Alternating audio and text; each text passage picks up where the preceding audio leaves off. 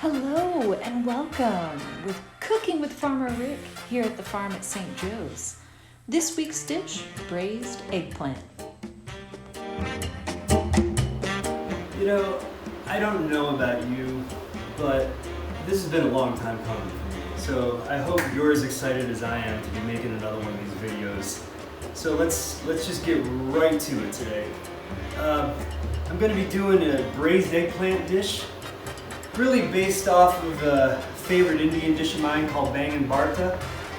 And this, we'll kind of develop it as we go, but let me give you you can take this in a few different directions. I'm just starting with some extra virgin olive oil in a nice hot pan.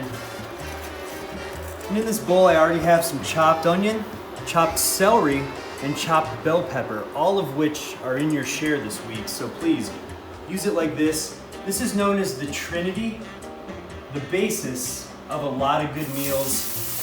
Oh, listen to that. You hear that sound? That's what you're looking for. To get all that in there, you just want to get this sweating down. Again, a little bit of red onion, some celery, some green bell pepper. I'm going to take that. I'm just going to lightly salt this. So this is important. As you're adding new things to the pan, season. Flavors and layers, and that's really what you're looking for. So we're going to get this onion, pepper, and celery. We're just going to let this sweat until it starts to soften. For right now, I'm just going to add ground cumin, garam masala, which is an Indian spice mix. This one has paprika, chilies, spices, turmeric, garlic, and saffron. So we're going to add a nice amount of that. That's really going to be the backbone of flavor in this dish. And a little coriander seed. I keep them whole. Honestly, I find that when they're nice and cooked through, that little crunchy snap with those whole seeds in the final dish, it's just a nice texture play. And if I had whole cumin seeds, honestly, I'd be just using the whole seed. I would say like 6, 7, 8 minutes over a nice heat. So as that's softening, I'm going to add my eggplant. So we got this really beautiful eggplant this week from Gates Family Farm. We're adding that. I just cubed it, just a simple, let's see, small cube. And what I'm going to do immediately is I'm just going to add a little bit more olive oil. The reason I'm going to do that is because the eggplant really acts like a sponge. So when it hits that pan, it's going to soak up all the liquid. And it's not going to really start releasing that liquid back out into the dish until it starts to soften. So I always add a little bit more oil, give that a little stir, get that coated with the spices. Again, it's important, a little salt and pepper. We just added the eggplant. Get a little bit more of that in there.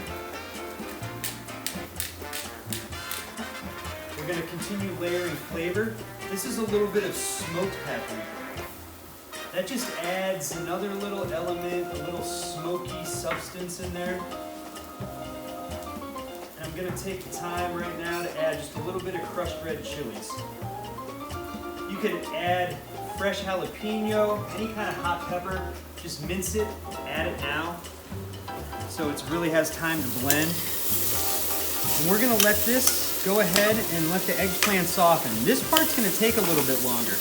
This is going to take maybe 10, 15 minutes. And you can see the pan's getting a little dry. So I'm going to go right now, just add a little touch more oil.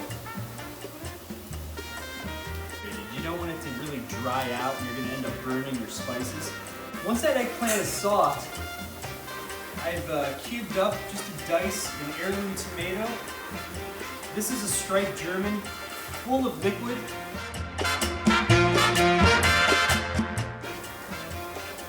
So go ahead and add that on in there.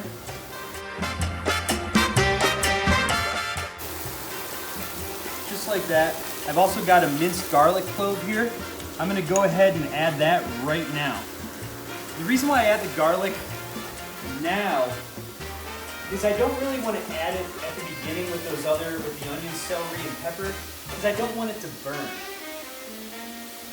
You know, garlic is easily burnt because you like to cut it small, right? So you're not chewing on big pieces of garlic.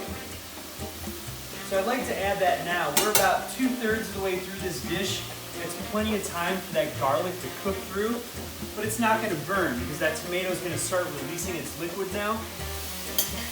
And you can hear that liquid hitting that pan. You hear that extra kind of like sizzle? That's almost as if we just took a little bit of water or a little vinegar or a little red wine and deglazed the pan, but we just did it with the tomato liquid. So really, this is a good time if you want to maybe turn back your heat just a little bit. I'm not going to lid this, but you can. Really, the final product, it's going to be thick. I want it to be thick. So when that tomato releases liquid, you're going to want to cook that down, and that eggplant's going to get tender, and everything's going to really condense together. Really beautiful dish. You can take it one step further and puree this. The bang and barta dish, which I referenced earlier, is a pureed eggplant dish. Typically with this take on it, I don't really puree it. I just serve it as a thick eggplant dish next to some rice, next to a salad.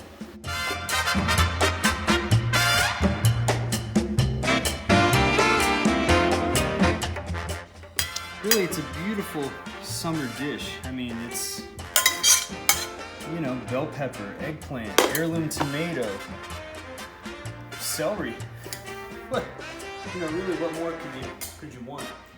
Honestly, this eggplant takes about 30 minutes to really tenderize.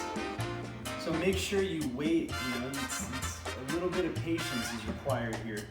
And it's at this step you can put this into a blender and puree it. Maybe hit it with a little bit of chili paste when you do that. That's really what's going to take it to the level of, you know, that good stuff we're looking for. This right here, on a busy night, definitely doable. Still hot, but I'm going to go ahead and try this anyways.